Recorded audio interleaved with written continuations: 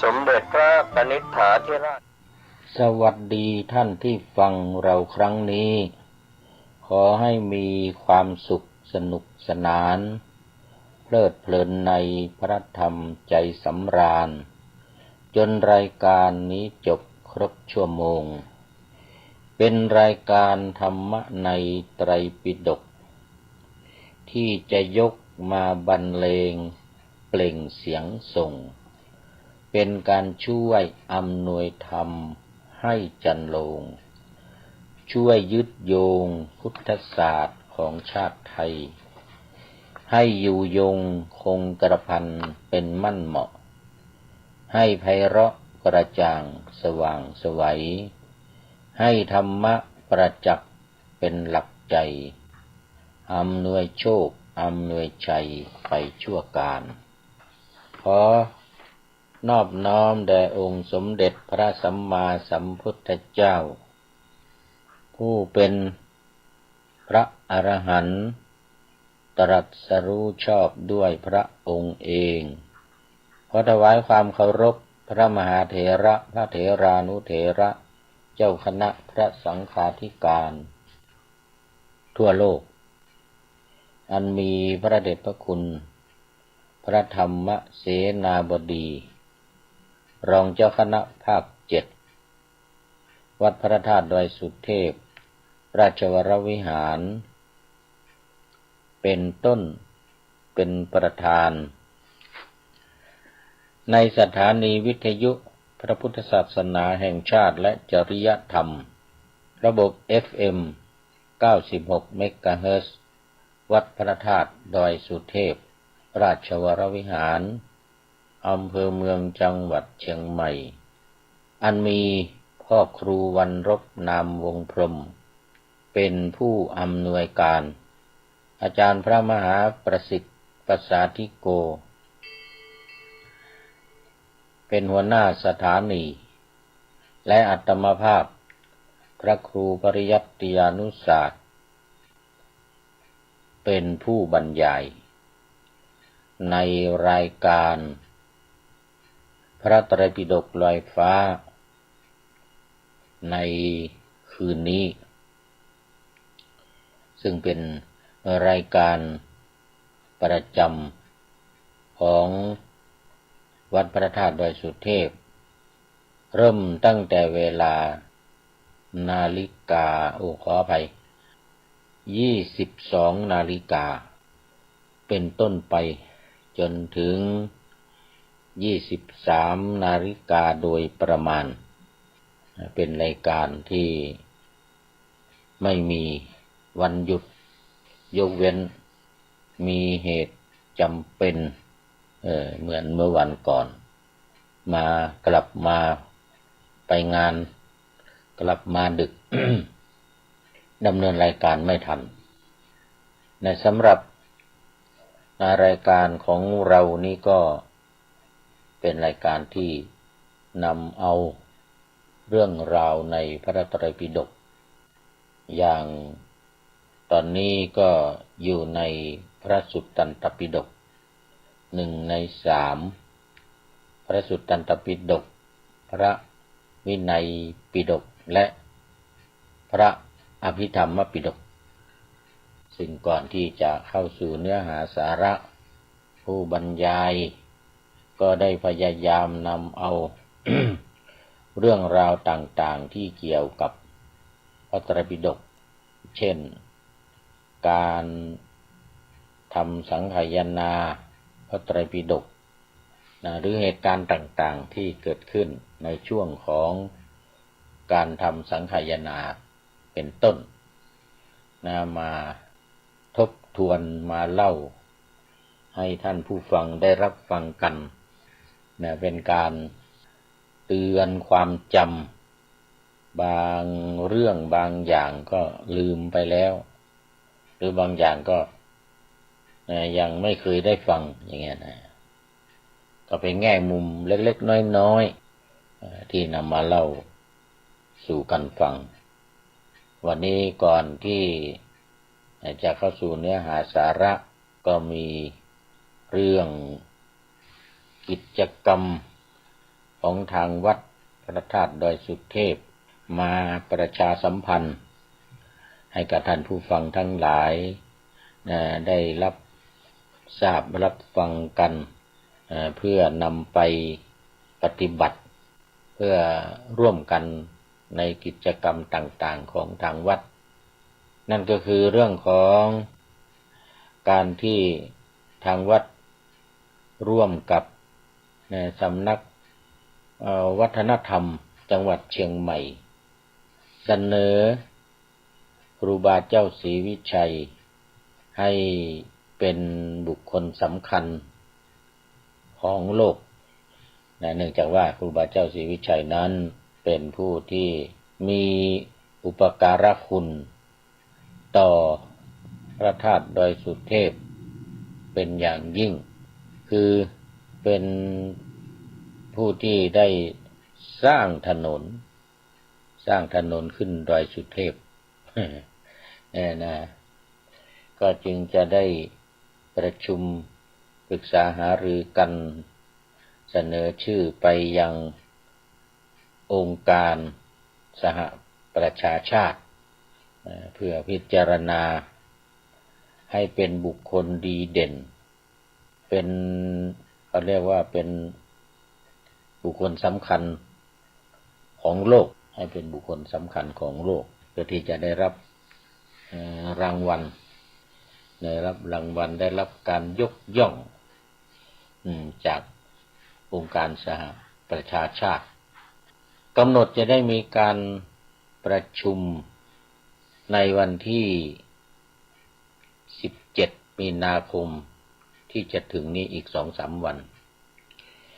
โดยทางสภาวัฒนธรรมจังหวัดเชียงใหม่เป็นเจ้าภาพในการจัดกิจกรรมในครั้งนี้และได้เชิญผู้ว่าราชการจังหวัดเชียงใหม่และจังหวัดในภาคเหนือ9 จังหวัดมาร่วมประชุมกันก็คือเป็น10 จังหวัดทั้งจังหวัดเชียงใหม่เนี่ยนะแล้วก็นอกจากผู้ว่าราชการจังหวัดแล้วก็อาราธนานิมนต์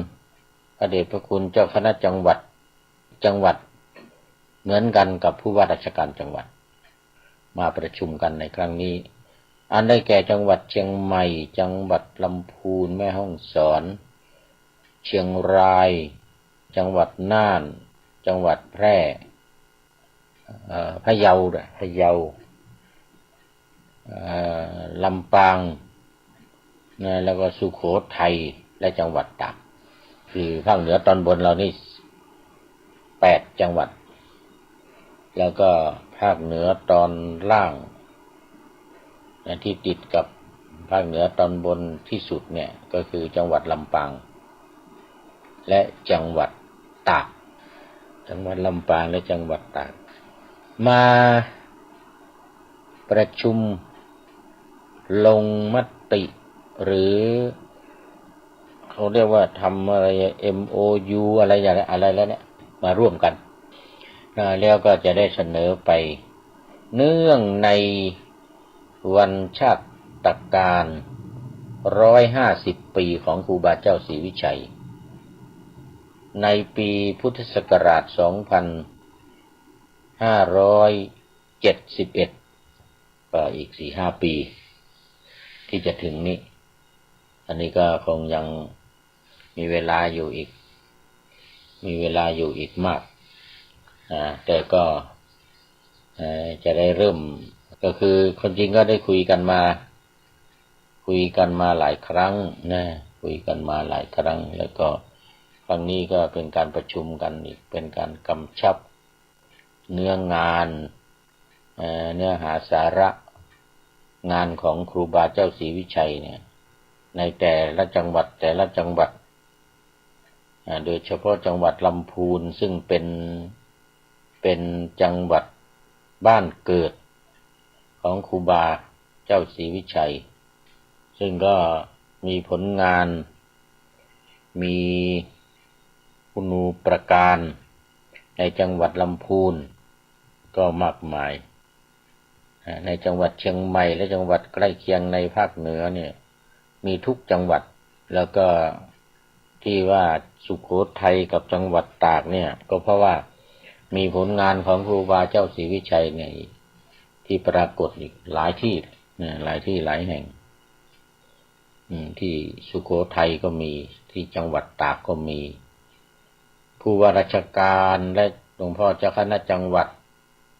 ในจังหวัดต่างๆที่ได้กล่าวมาเนี่ยใน10จังหวัดเนี่ยรวมทั้งสำนักพุทธ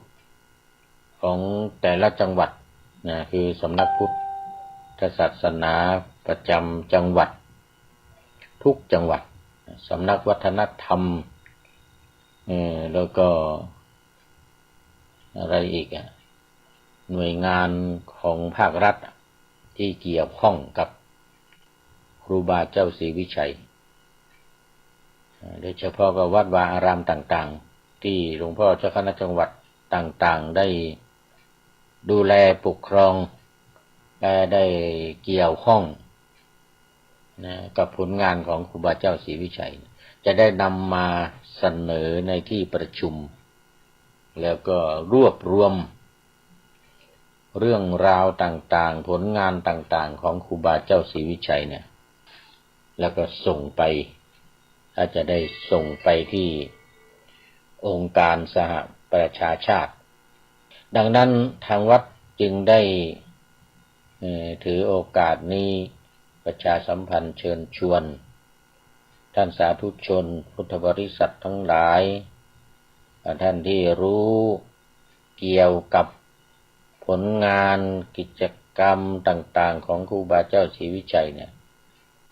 วัดวาอารามต่างๆในจังหวัดต่างๆจะได้ประมวลนำมาประมวลรวบรวมมารวมกันแล้วก็ส่งไปยังองค์การสหประชาชาติให้ได้รับการพิจารณาก่อนถึงวันชาตการของครูบาเจ้าศรีวิชัยเนี่ยคือก่อนปีพุทธศักราช2571เนี่ย71พอถึงวันพอถึงปีครบ150ปีของครูบาก็จะได้ดำเนินการเฉลิมฉลองเป็นการยกย่องครูบาเจ้าศรีวิชัยเนื่องในวันชาตการของครูบาในปีพุทธศักราช2571กันอย่างยิ่งใหญ่สมฐานะสมเหตุสมผลสมควรแก่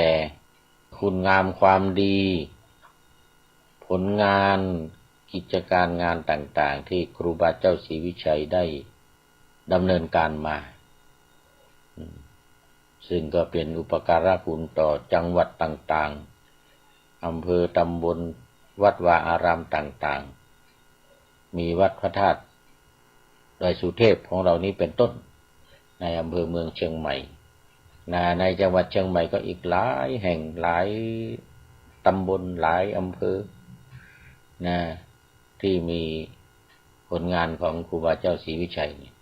วัดพระสิงห์อย่างนี้ในจังหวัดเชียงใหม่เราเนี่ยนะวัดพระสิงห์วัดเจดีย์หลวงการสร้างวิหารการสร้างเจดีย์การสร้างถาวรวัตถุต่างๆโดยเฉพาะ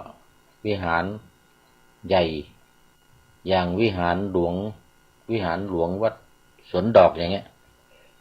วิหารหลวงวัดสวนดอกอย่างเงี้ยวิหารหลวงวัดพระสิงห์อย่างเงี้ยซึ่งครูบาเจ้าศรีวิชัยเป็นผู้สร้างนำศรัทธาญาติโยมก่อสร้างถาวรวัตถุต่างๆในพระพุทธศาสนาในบ้านในเมืองรวมไปถึงถนนหนทางอย่างถนนขึ้นดอยสุเทพอย่างนี้เป็นต้นนะซึ่งถือว่าเป็นอุปการะคุณอย่างยิ่งของครูบาเจ้าศรีวิชัยสมควรที่จะได้รับการยกย่องว่าเป็นบุคคลสำคัญแห่งโลกท่านหนึ่งในโลก ในโลกเลยไม่ใช่เฉพาะในประเทศไทยในโลกเลย นะอันนี้ก็ถือโอกาสนี้ประชาสัมพันธ์ให้ญาติโยมสาธุชนทั้งหลายได้มาร่วมกันท่านที่มีความรู้มีความสามารถมีกิจกรรมหรือมีผลงานหรือว่ามีข้อมูลเกี่ยวกับครูบาเจ้าศรีวิชัยเกี่ยวกับงานผลงานของครูบาเจ้าศรีวิชัยเนี่ยนะนำมา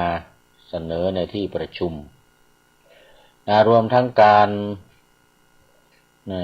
ถวายภัตตาหารเพลการเลี้ยงอาหารกลางวันแก่ผู้เข้าร่วมประชุมแก่พระเถรานุเถระทั้ง10จังหวัดแต่ผู้ว่าราชการจังหวัดทั้ง10จังหวัดดังที่ได้กล่าวมาแล้วนี่ในวันนั้นจะเป็นโรงทานหรือว่ามีเจตนาในการที่จะถวายจตุปัจจัยในการจัดกิจกรรมเนี่ยเราก็จะได้มีการเจริญพระพุทธมนต์ด้วยเจริญพุทธมนต์สืบชะตาเป็นอนุสรณ์ครูบาเจ้าศรีวิชัยบนวัดพระธาตุดอยสุเทพสถานที่ประชุมก็บนวัดพระธาตุดอยสุเทพนั้นก็จะได้มีการถวายภัตตาหารเพลแด่พระมหาเถรานุเถระเจ้าคณะจังหวัดและพระผู้ติดตามตลอดถึงพระภิกษุสงฆ์สามเณรบนวัดพระธาตุดอยสุเทพและศรัทธาประชาชนมีผู้ว่าราชการจังหวัดทั้ง10จังหวัดเป็นประธานเป็นมาร่วมการประชุมกันในครั้งนี้อันนี้มีความประสงค์มีเจตนาในการจะถวายภัตตาหารเพลจะร่วมถวายจตุปัจจัยในการสรรหาอาหารเพลเนี่ยเช่นอาหารกล่องเนี่ยอาหารชุดเข้าไปเขาเรียกว่าอาหารเป็นชุดละ300 บาทชุดละ300 บาทถ้าเป็นโต๊ะนี่จะเป็นเจ้าภาพโต๊ะอาหารนี่ก็โต๊ะละ1,500 บาทอย่างเงี้ยนะอาหารเป็นชุดความจริงก็ชุด280 บาทถึง300นี่แหละก็ตีเป็น300 บาทก็ขอเชิญได้แจ้งความประสงค์จำนงมาอย่างวัดพระธาตุดอยสุเทพตั้งแต่วันนี้เป็นต้นไปวันพรุ่งนี้วันมะรืนนี้ก็เหลืออีก 2-3 วันนะวันนี้วันที่14 15 16 17อีก3 วันเองนะอีก3 วันก็ขอเชิญในติดต่อมาทางวัดที่จะเป็นเจ้าภาพอย่างใดอย่างหนึ่งหรือโรงทานอันที่จะนำโรงทานมานำก๋วยเตี๋ยวหรืออาหารต่างๆน้ำดื่มน้ำปานะน้ำดื่มน้ำปานะน้ำเขียวน้ำแดงอะไรต่างๆน้ำแข็งใสหรือไอศครีมอย่างนี้ก็ตามเจตนาศรัทธา ตามเจตนาศรัทธาของทุกท่านเชิญให้มาร่วมกันแจ้งความประสงค์จำนงมาใครทางวัดได้รับทราบจะได้ลงชื่อลงนามในการเป็นเจ้าภาพในครั้งนี้โดยทั่วถึงกันเอาละตอนนี้ก็เข้ามาสู่เนื้อหาสาระของพระไตรปิฎกในค่ำคืนวันนี้ซึ่งตอนนี้ก็ยังอยู่ในปาติกสูตรซึ่งเป็นสูตรที่1ในปาติกวรรคทีฆนิกายพระสุตตันตปิฎกเล่มที่11ซึ่งกำลังเริ่มมาได้วันเดียวนะวัน2 วันวันนี้นะก็เป็นสูตรที่เกี่ยวกับนักบวชเปลือยชื่อปาติกบุตรเมื่อวานนี้ก็เล่าไปนิดนึงก็หมดเวลาไป วันนี้ก็เหลือเวลาอีกไม่มากอีกแล้วนะเหลือเวลาอีกไม่มากเหลือเวลาอีกไม่มากซึ่งก็ก่อนจะจบรายการวันนี้เนี่ยจะได้มีบทประพันธ์เป็นบทประพันธ์เนื้อหาสาระของพระสูตรวันนี้มาว่าสู่กันฟังนะแก้ง่วงแก้เหงาแก้ง่วงแก้เหงาบางทีฟังไปก็ง่วงเหงาเหมือนกันนะแก้ง่วงแก้เหงากันไปบ้างเล็กๆน้อยๆนะอย่างขึ้นต้นนี่ก็มีบทกลอนขึ้นต้นแล้วลงท้ายเดี๋ยวก็จะมีบทกลอนลงท้ายอีกในระหว่างกลางนี้ก็จะมีแหล่หรือบทประพันธ์ชนิดอื่นๆเป็นโครงเป็นฉันเป็นกาบอะไรก็ว่ากันไปเป็นสีสันบันเทิงอะไรบันเทิงธรรมบันเทิงธรรมสำหรับสูตรแรกคือปาติกสูตรเนี่ยซึ่งก็เป็นสูตรที่เกี่ยวกับพระพุทธเจ้าแสดงธรรมให้แก่ภัคควโคตภัคควโคตเป็นปริพาชกคือเป็นนักบวชนอกศาสนาของเราเรียกอีกอย่างหนึ่งว่าอัญญติฏฐิอัญญติฏฐิหรือภาษาสันสกฤตเขาเรียกว่าเดียรถีเดียรถีคือเป็นนักบวชที่ไม่ใช่นักบวชในพระพุทธศาสนาเขาเรียกอีกอย่างหนึ่งว่าปริพาชกปริพาชกะ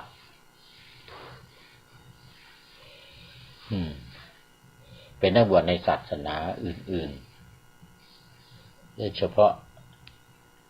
ศาสนาพราหมณ์ที่มีอยู่ในสมัยพุทธกาลหลังสมัยพุทธกาลมาก็มีอีกหลายศาสนามีอีกหลายลัทธิสมัยนั้นที่ดังๆใหญ่ๆก็มีลัทธินี่แหละศาสนาพราหมณ์นี่แหละต่อมาได้เรียกว่าศาสนาฮินดูศาสนาพราหมณ์ศาสนาฮินดูศาสนาเชนอย่างครั้งนี้เนี่ยรู้สึกว่าจะเป็นนักบวชในศาสนาเชนเขาเรียกว่านักบวชที่นุ่งห่มห่มฟ้าเรียกกันอีกอย่างหนึ่งว่าชีเปลือยชีเปลือยแต่ของศาสนาเชนนี่เขามีอยู่2นิกายนะไม่ได้มีแต่แก้ผ้าอย่างเดียวเขามีนิกายนุ่งผ้าขาวด้วยเขาเรียกว่าเสตัมพรเสตัมพรถ้าเป็นนิกายที่ไม่นุ่งผ้าเขาเรียกว่าทิคัมพรทิคัมพรเอาว่าที่คัมพรนี่แปลว่าท้องฟ้านะแปลว่าท้องฟ้าก็คือการนุ่งเอาฟ้าเป็นมุ้งอะไรทำนองเนี้ยนะนุ่งเอาฟ้านุ่งเป็นเครื่องนุ่งห่มเอาฟ้าเป็นเครื่องนุ่งห่มนี่เรียกอีกอย่างหนึ่งให้คล้องจองกันว่านุ่งลมห่มฟ้านุ่งลมห่มฟ้าคือเอาลมเนี่ยนุ่งเอาลมเนี่ยนุ่งอยู่ในท่ามกลางสายลมแสงแดดอยู่ในท่ามกลางสายลมแสงแดดก็คือเอาลมนุ่งลมห่มฟ้าเอาฟ้าห่มด้วยเอาแดดห่มด้วยทิคัมพรทิคัมพรส่วนนิกายนุ่งผ้าขาวนะเขาเรียกว่าเสตัมพรเสตะแปลว่าขาวไงเสตะขาวอัมพรนี่ก็เป็นเครื่องประดับเป็นพวกผ้าเครื่องประดับอัมพรแต่อีกนิกายหนึ่งนั้นเอา อัมพรคือเครื่องประดับนั่นก็เป็นฟ้าเป็นลมเป็นแดดเป็นฝน ไม่อยู่ในร่มนะอยู่กลางแจ้งเวลานอนก็นอนกลางแจ้งแต่เดี๋ยวนี้ก็มีพัฒนาบ้างนะไปพักตามที่เขาจัดให้นะบางทีก็จะมีร่มอยู่บ้างบางทีก็ใต้ต้นไม้อยู่กลางแจ้งในเวลาฝนตกนี่ก็ลำบากอยู่เหมือนกันนะแล้วมีวิธีการอย่างไรถ้าฝนตกหนักๆก็ต้องเปียกนะแต่ว่ามันจะมีวิธีการอย่างนี้วิธีการของเขานี่ก็คือว่าเท่าที่ได้ศึกษาได้ทราบมานะเขาจะเดินทางไปในสถานที่ที่ไม่มีฝนทำยังไง อย่างในอินเดียเนี่ยนะลัทธินี้ไม่ไปต่างประเทศนะเพราะเขาไม่ขึ้นเครื่องบินเขาไม่นั่งเครื่องบิน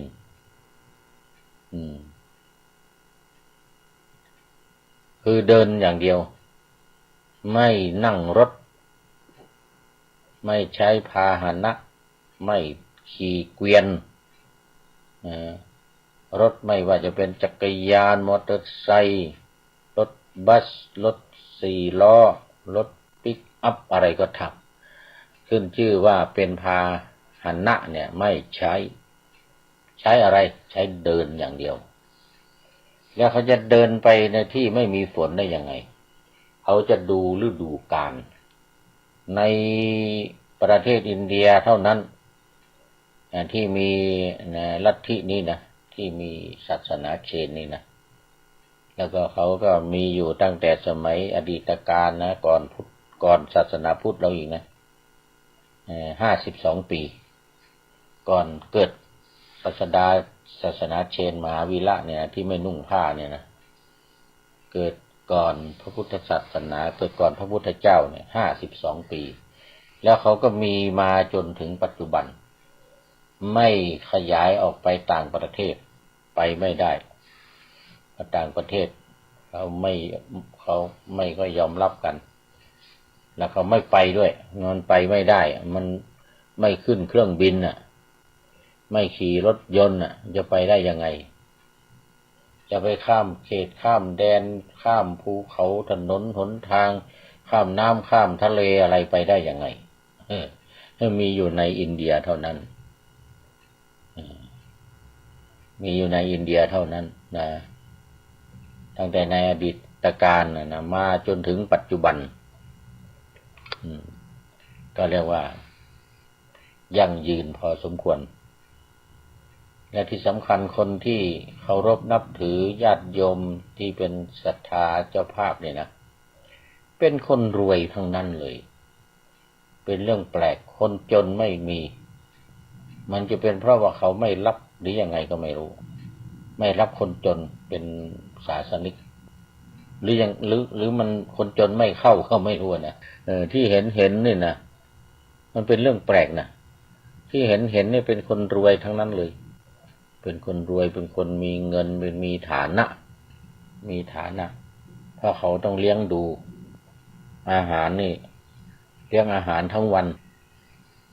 เวลาวิกาลของเขาคือตั้งแต่ตะวันตกดินไปจนถึงอรุณขึ้นกลางคืนเนี่ยเขาเรียกเวลาวิกาลไม่กินข้าวไม่กินอะไรไม่กินอาหารแต่กลางวันนี้กินทั้งวันหิวเวลาไหนกินเวลานั้นเขาถวายเมื่อไรกินเมื่อนั้นตั้งแต่เช้าจนเย็นนี่คือเวลาวิกาลของศาสนาเชนนี่นะของพระที่ไม่นุ่งผ้านี่เอาทีนี้พูดฟังนิดหน่อยเดี๋ยวมันจะไม่จบอยู่แล้วเนี่ยก็พระพุทธเจ้าจะไปบิณฑบาตนี่เรื่องมันนะเช้าวันหนึ่งพุทธเจ้าจะไปบิณฑบาตที่อนุปิยนิคมแคว้นมันละนั่นใกล้กับที่ปรินิพพานของพระพุทธเจ้าที่ปรินิพพานของเจ้าคือแคว้นมันละนี่แหละแต่ว่าคนละเมือง ของพระพุทธเจ้านี่กุสินาราแต่อันนี้อนุปิยนิคมแต่ของเขาก็อยู่ไปทั่วเหมือนกันนะอยู่ไปทั่วประเทศอินเดียแต่ว่าตอนนี้พระพุทธเจ้าจะไปบิณฑบาตที่อนุปิยนิคมแต่เวลามันยังไม่ถึงเวลามันเช้าอยู่เนี่ยอินเดียนี่เขาจะมีอาหารใส่บาตรนี่นะก็ต้อง4 โมงเช้าคือ10 โมง8 9 โมงไปเป็นต้นไปเหมือนเนี่ยเพราะเขาทานอาหารเช้ากันเนี่ยเวลา10 โมงอาหารเช้าของคนอินเดียของคนในชมพูทวีปสมัยนั้นจนถึงปัจจุบันเนี่ยก็เหมือนกัน10 โมงกินข้าวแล้วไปทำงาน10 โมงครึ่ง10 โมงครึ่งสำนักงานเปิดทำงานกันจริงๆก็11 โมง11 โมง6 7 8 9นี่ยังไม่6 7 8นี่ยังไม่ตื่นก็8 โมง 9 โมงตื่นขึ้นมาเนี่ยนะตื่นขึ้นมาอาบน้ำอาบท่าอะไรก็กินข้าวมีแต่คนใช้หรือว่ามีแม่บ้านที่ทำอาหารเนี่ยจะตื่นเช้าหน่อยหุงหาอาหารจัดอาหารกินกันเวลา10 โมงพระพุทธเจ้าจะไปบิณฑบาตนี่ก็ต้องไป10 โมงนะอย่างช้าต้องไปอย่างเร็วก็ต้องไป9 โมงนะไม่งั้นไม่มีอาหารนะเขาไม่กินกันนะไม่มีอาหารใส่บาตรไม่มีอาหารใส่บาตรให้กินเนาะก็เลยทำยังไงมันเช้าอยู่เนี่ยก็เลยแวะเข้าไปอารามของปริพาชกอย่างว่าเนี่ยสำนักของพระเปลือยเนี่ยปริพาชกที่ไม่นุ่งผ้าเนี่ยไปที่วัดเขาเลยไปที่สำนักของเลยที่อารามของเขาเลยพอเข้าไปเมื่อวานนี้ก็เล่าถึงว่าพอเข้าไปถึงเจ้าสำนักคือปริพาชกชื่อว่าภัคควโคตปริพาชกเนี่ยเจ้าสำนักชื่อว่าภัคควโคตเข้าไปท่านภัคควโคตนี่ก็ต้อนรับพระพุทธองค์เชิญพระพุทธองค์ให้นั่งในที่สมควรให้ประทับนั่งจัดอาสนะให้นั่งที่สมควรปูลาดอาสนะให้พระพุทธเจ้านั่งเชิญพระพุทธเจ้านั่งก็ต้อนรับดีอยู่นะต้อนรับดีแล้วตอนนี้เราก็มาต่ออีกนะเรื่องมันยาวนะเรื่องยาวมากมันเป็นทีฆะแปลว่ายาวทีฆนิกายเพราะว่าทีฆนิกายเนี่ยในพระไตรปิฎกก็มีอยู่3 เล่มคือเล่มที่9เล่มที่10เล่มที่11อันนี้คือทีฆนิกายต่อไปจะเป็นมัชฌิมนิกายเล่มที่12ไป12 13 14 15เป็นต้นไปสังยุตตนิกายอังคุตรนิกายแล้วก็ขุททกนิกายทั้งหมดมี5 นิกายทีฆนิกายที่ว่าเรื่องยาวๆเรื่องที่มีหลายตอนยาวๆเนี่ยนะเล่าวันเดียวนี้ไม่มีทาง1 ชั่วโมงนี้ไม่จบบางเรื่องที่ผ่านมาเนี่ยพระไตรปิฎกเล่มที่ผ่านมาเนี่ย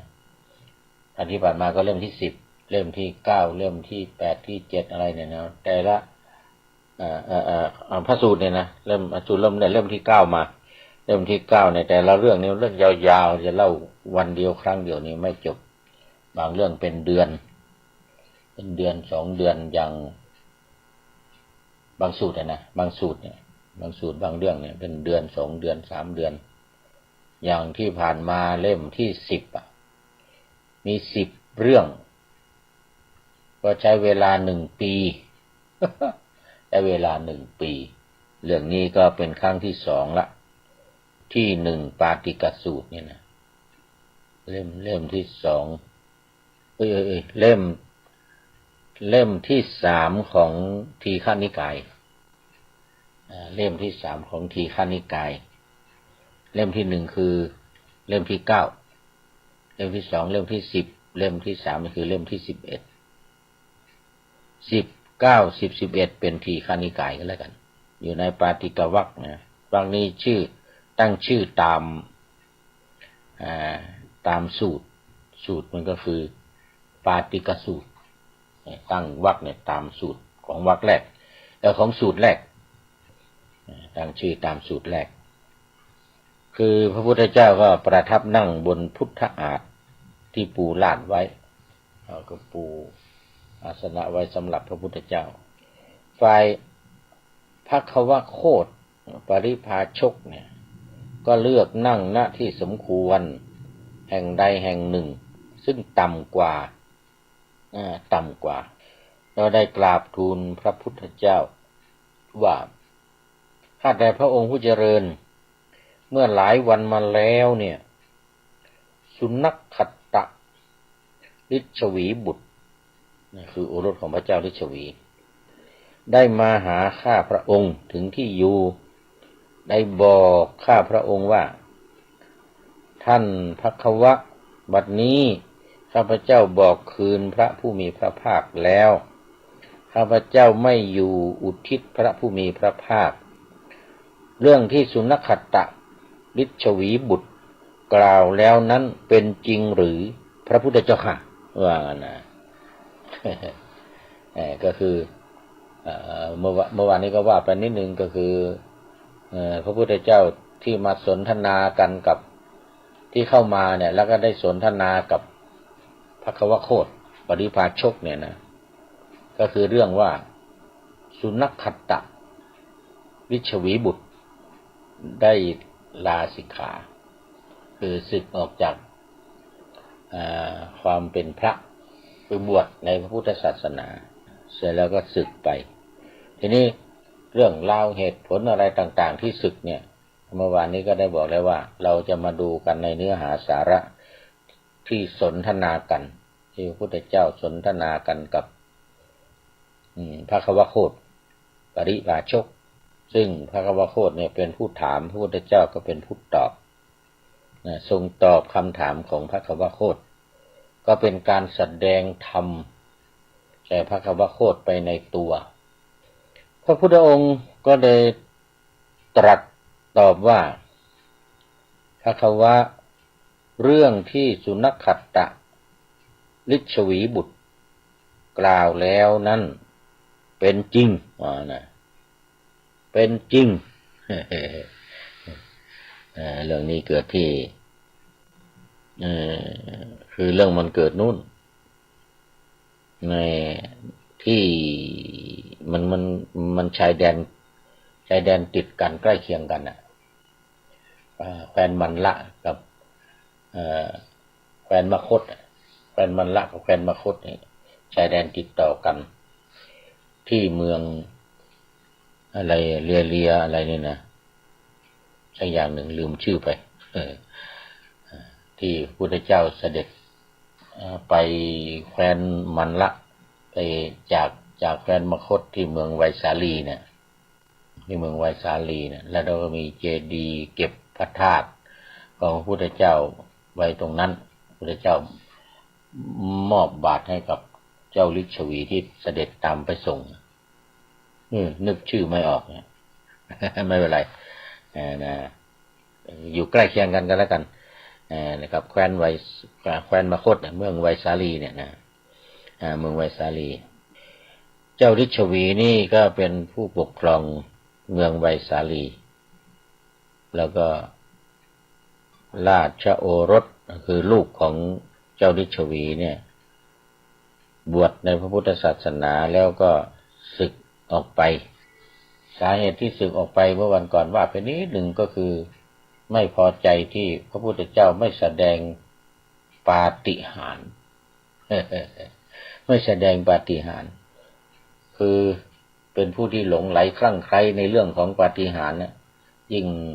ก่อนหน้าก็ได้ทราบว่าพระพุทธเจ้าแสดงยมกปาฏิหาริย์เนี่ยก็เลยสนใจเข้ามาบวชหวังอยู่ตลอดเวลาที่จะให้พระพุทธเจ้าแสดงปาฏิหาริย์แต่พระองค์ก็ตรัสว่าโอ้ปาฏิหาริย์เนี่ยนะมันเป็นเรื่องที่ไม่ยั่งยืนมันเป็นเรื่องที่ไม่ที่สุดแห่งพรหมจรรย์อะไรทำนองนี้นะก็ไม่แสดงเราแสดงไปแล้วครั้งหนึ่งนู่นเมืองสาวัตถีนู่นที่ยมกปาฏิหาริย์นู่นว่างั้นนะ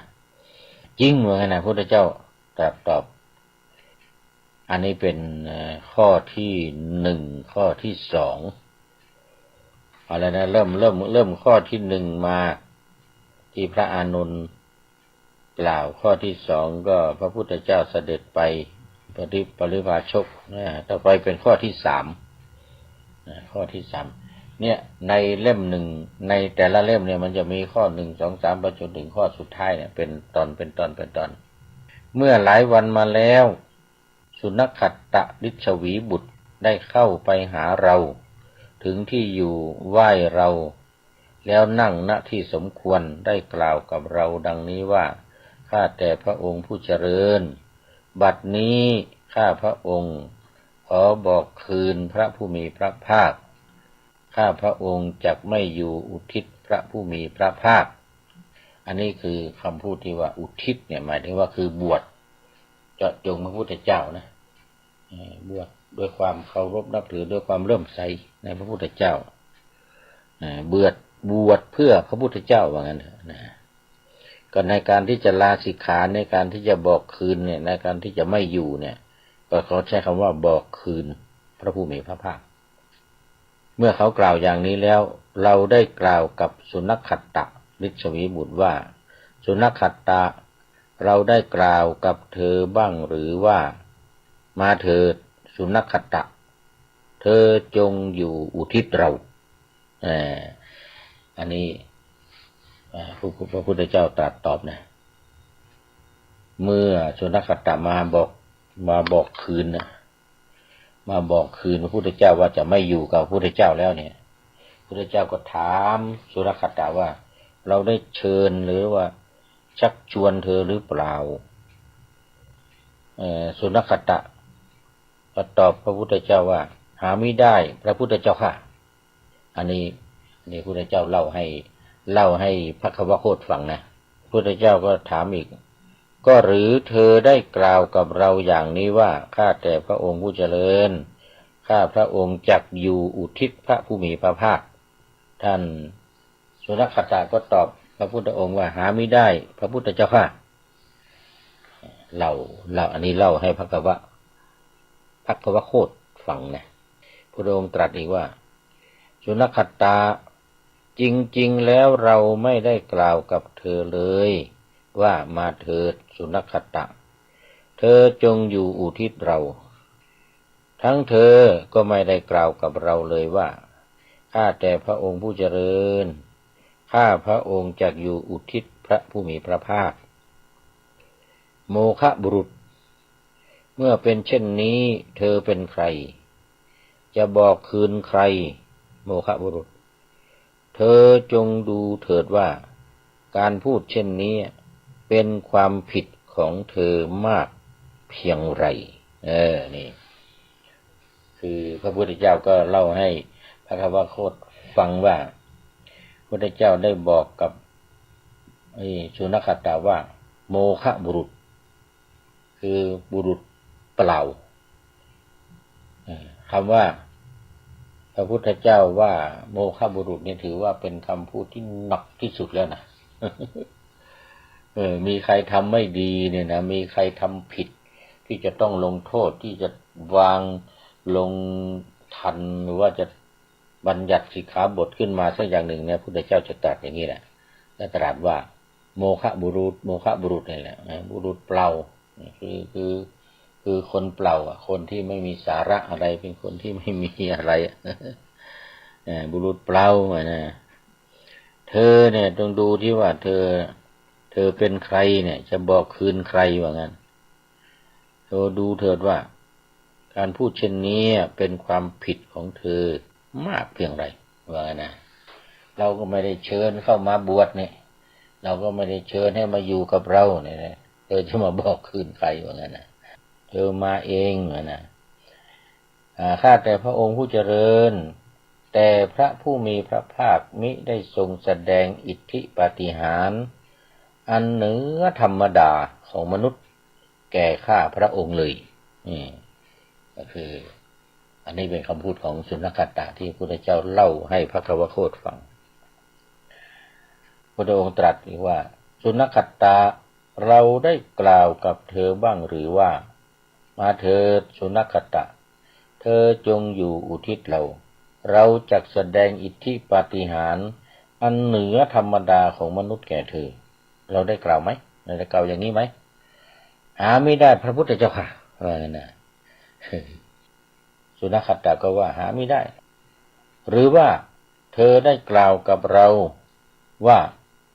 ข้าแต่พระองค์ผู้เจริญข้าพระองค์จักอยู่อุทิศพระผู้มีพระภาคถ้าพระผู้มีพระภาคจักแสดงอิทธิปาฏิหาริย์อันเหนือธรรมดาของมนุษย์แก่ข้าพระองค์เธอได้พูดอย่างนี้ไหมหาไม่ได้พระพุทธเจ้าค่ะก็ไม่ได้บอกก่อนคือไม่ได้บอกก่อนว่าที่ข้าพเจ้ามาบวชเนี่ยขอมาบวชเพื่อที่จะให้พระพุทธเจ้าเนี่ยแสดงยมกปาฏิหาริย์นะแสดงปาฏิหาริย์นะเหนือธรรมดาเหนือคนธรรมดาเนี่ยก็ปรากฏว่าสุนัขขัตตะเนี่ยไม่ได้บอกไม่ได้พูดก่อนแต่มีความหวังอยู่ในใจเพียงแต่หวังอยู่ในใจว่าพระพุทธเจ้าจะแสดงปาฏิหาริย์แต่พอไม่เห็นพระพุทธเจ้าแสดงก็เลยบอกคืนบอกลาหาไม่ได้พระพุทธเจ้าค่ะพระพุทธเจ้าก็เล่าให้พระคัมภีร์โคตฟังต่อไปว่าพระพุทธเจ้าได้กล่าวกับสุนัขขัตตะว่าสุนัขขัตตะจริงๆแล้วเราไม่ได้กล่าวกับเธอเลยว่ามาเถิดสุนัขขัตตะเธอจงอยู่อุทิศเราจะแสดงอิทธิปาฏิหาริย์อันเหนือธรรมดาของมนุษย์แก่เธอทั้งเธอก็ไม่ได้กล่าวว่าข้าแต่พระองค์ผู้เจริญข้าพระองค์จักอยู่อุทิศพระผู้มีพระภาคถ้าพระผู้มีพระภาคจักแสดงอิทธิปาฏิหาริย์อันเหนือธรรมดาของมนุษย์แก่ข้าพระองค์โมฆะบุรุษเอาอีกละโมฆะบุรุษอีกละ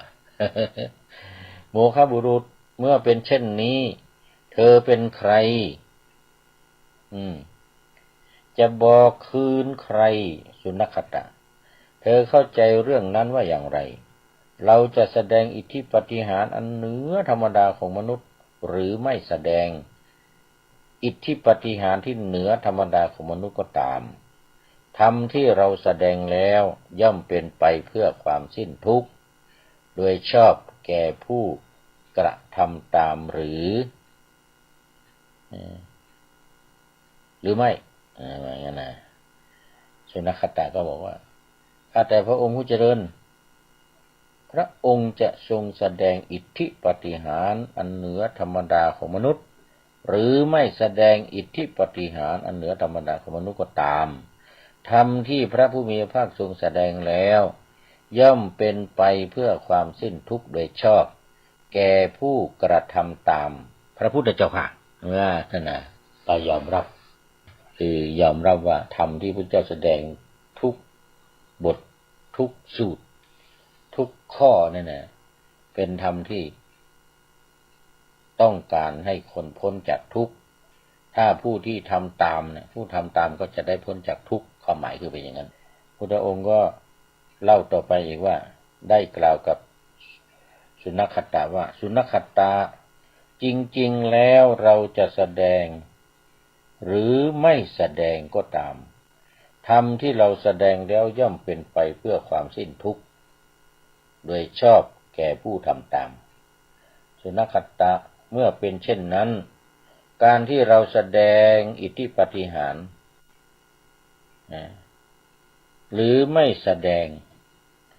อิทธิปาฏิหาริย์จะก่อผลอะไรได้เล่าจะก่อผลอะไรได้เล่าโมฆะบุรุษเธอจงดูเถิดว่าการพูดเช่นนี้เป็นความผิดของเธอมากเพียงไรเธอจงดูดูเอาเองอย่างนั้นนะ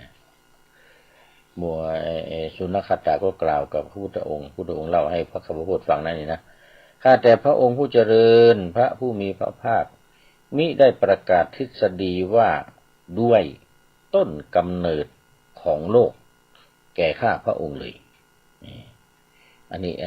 นี้สุนัขขัตตะกล่าวอีกว่าไม่ได้กล่าวทฤษฎีที่ว่าเป็นต้นกำเนิดของโลกทฤษฎีที่ว่าเป็นต้นกำเนิดของโลกเนี่ย จะหมายถึงทฤษฎีที่กล่าวถึงการเกิดขึ้นของโลกนะว่าเนี่ยเป็นดินแดนเริ่มต้นของโลกเป็นต้นอันนี้เรื่องนี้นี่มีปรากฏนะอยู่ในทีฆนิกายนี่แหละปาติกวรรคหน้าห้าทีฆนิกายปาติกวรรคแต่นี่ตอนนี้มันยังไม่ถึงพระพุทธเจ้าก็ตรัสกับสุนัขขตะว่าเราได้กล่าวกับเธอบ้างหรือว่ามาเถิดสุนัขขตะเธอจงอยู่เราจะประกาศทฤษฎีว่าด้วยต้นกำเนิดของโลกแก่เธอพุทธเจ้าถามอีกสุนัขขตะก็บอกว่าหาไม่ได้พุทธเจ้าข้าหาไม่ได้พุทธเจ้าไม่ได้กล่าวพุทธเจ้าไม่ได้กล่าวอย่างนั้นนะหาไม่ได้อ้าวสุนัขขตะจริงๆแล้วเราไม่ได้กล่าวกับเธอว่าจงมาอยู่กับเราจะกล่าวทฤษฎีว่าโดยต้นกำเนิดแก่เธอโมฆะบุรุษดูคิดดูเถิดว่าเธอเนี่ยคิดผิดเพียงไรมีโทษเพียงไรสุนัขขตะก็บอกว่าจริงพระพุทธเจ้าค่ะมาถึงตอนนี้เวลาจะหมดอีกแล้วเวลาจะหมดอีกแล้วคงเอาไว้แค่นี้ก่อน เอาไว้แค่นี้ก่อนเดี๋ยววันต่อไปเราจะมีทุกวันไม่ต้องกลัววันต่อไปจะได้นำมาพูดอีกวันนี้ต้องขอลาก่อนนะอันเวลานาทีมีน้อยนักรายการจักต้องพรากลาพาล่องหนนำพระไตรปิฎกจากทุกภาคชนแต่จะวนให้ชมฟังครั้งต่อไปรายการนี้มีทุกวันนะท่านจ๋าเชิญเข้ามารับฟังเถิดทำเลิศหลาย4 ทุ่มตรงส่งเสียงดังฟังสบายฟังบรรยายไตรปิฎกสาธกธรรมขอทุกท่านหลับฝันดีคืนนี้นะพรุ่งนี้จะมาบรรยายให้ดื่มด่ำด้วยกาบกลอนคำฉันประพันธ์พร่ำเป็นระบำทำบันเทิงรื่นเริงใจขอ